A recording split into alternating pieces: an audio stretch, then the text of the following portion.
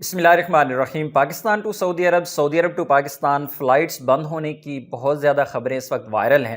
کہ فلائٹس بند ہونے جا رہی ہیں، اور اس خبر کی حقیقت کیا ہے میں نے سوچا کہ آپ لوگوں کے ساتھ بھی ایک شارٹ سی ویڈیو شیئر کر دوں تاکہ آپ لوگ پریشانی کا شکار نہ ہوں۔ یہ خبر آئی کہاں سے ہے؟ یہ خبر آئی ہے سعودی سفارت خانے نے جو اسلام آباد میں ہے، انہوں نے ایک پوسٹ اپنے ٹویٹر اکاؤنٹ پہ شیئر کی ہے، اور اس میں کہا ہے تمام جو سعودی شہری ہیں جو پاکستان میں موجود ہیں، اور اسپیشلی جو اسلام آباد میں ہیں جو سفارتکار ہیں یا سفارتی عملہ ہے، اس کے علاوہ جو ٹورسٹ ہیں، جتنے بھی سعودی شہری پاکستان میں، ان سے کہا گیا ہے کہ غیر ضروری طور پر آپ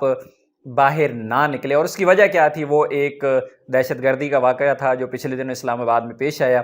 اس وجہ سے کہا گیا کہ کوئی بھی باہر نہ نکلے۔ اس خبر کو اچھالتے ہوئے مختلف پلیٹ فارمز پہ یہ کہا جا رہا ہے کہ جو فلائٹس ہیں وہ بند ہونے جا رہی ہیں، اور ایون کہ پاکستانی میڈیا کی جو خبریں ہیں ان کو بھی شیئر کیا جا رہا ہے۔ وہ خبریں اصل میں کرونا کے دور کی تھی، جب کرونا میں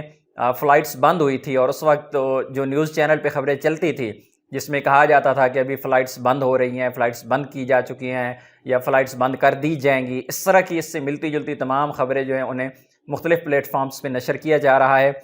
اس خبر کا حقیقت سے کوئی تعلق نہیں ہے، نہ تو فلائٹس بند ہوئی ہیں، نہ ہی فلائٹس بند ہونے والی ہیں، اور نہ ہی اللہ نہ کرے کوئی بھی ایسا ایشو ہے کہ جس کی وجہ سے فلائٹس بند ہو جائیں۔ چھوٹے موٹے مسائل چلتے رہتے ہیں، ہمیشہ سے ہوتے ہیں، ہر ملک میں ہوتے ہیں۔ اس کا مطلب قطعاً یہ نہیں ہوتا کہ دوسرے ممالک جو ہیں وہ اپنی فلائٹس ہی بند کر دیں یا کوئی سفارتی تعلقات ختم کر دیں۔ یہ کوئی ایسا ایشو نہیں ہے۔ سعودی عربیہ نے نہیں، بلکہ سعودی عربیہ کے علاوہ آسٹریلیا اور باقی 2-3 ممالک نے بھی اپنے جو شہری ہیں ان کو، اسپیشلی جو اسلام آباد میں، کیونکہ ہمارے اپنے وزارت داخلہ کی جانب سے ایک تھریٹ جاری کیا گیا تھا جس میں کہا گیا تھا کہ اسلام آباد میں اس وقت خطرہ ہے، خدشہ ہے کہ کسی قسم کا کوئی دہشت گردی کا کوئی اور واقعہ نہ ہو، تو اس وجہ سے یہ تمام جو ایمبیسیز ہیں وہ ظاہر ہے اپنے شہریوں کو کوشش کرتے ہیں کسی بھی قسم کا ان کا کوئی نقصان نہ ہو، کوئی ان کو پریشانی کا سامنا نہ کرنا پڑے،